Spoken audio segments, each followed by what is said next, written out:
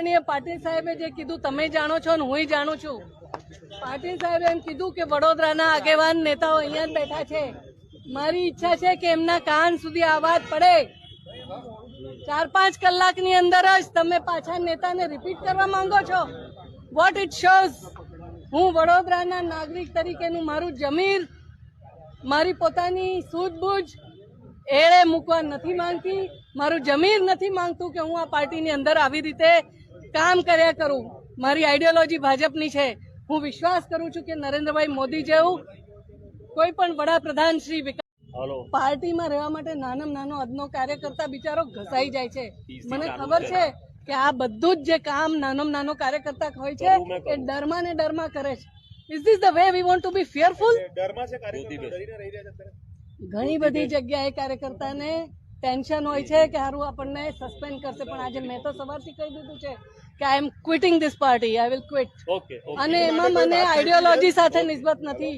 મારા એ તમને ખબર છે હું કઈ દિશા ચિંધું છું. બહુ મોટી અને ઊંચી જગ્યાએથી આવે છે આ કનેક્શન, બહુ ઊંચી જગ્યાએથી આવે છે.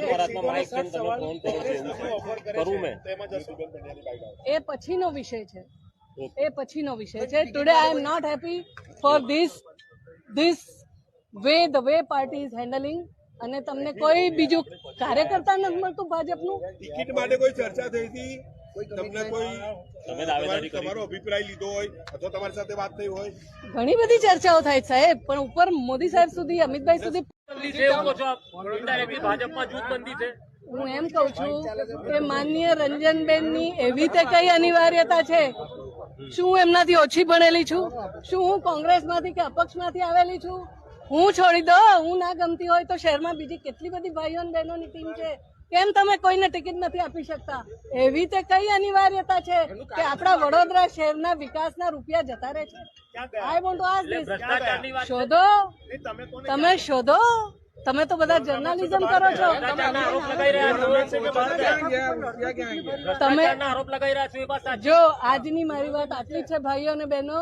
મારે આજ કેવું છે કે મારા વડોદરા શહેરના હિત માટે મારે જે કરવું પડશે, મારા શહેરના નગરજનો કહેશે એ પ્રમાણે હું કરીશ. Now I don't want to become a ડોન્કી.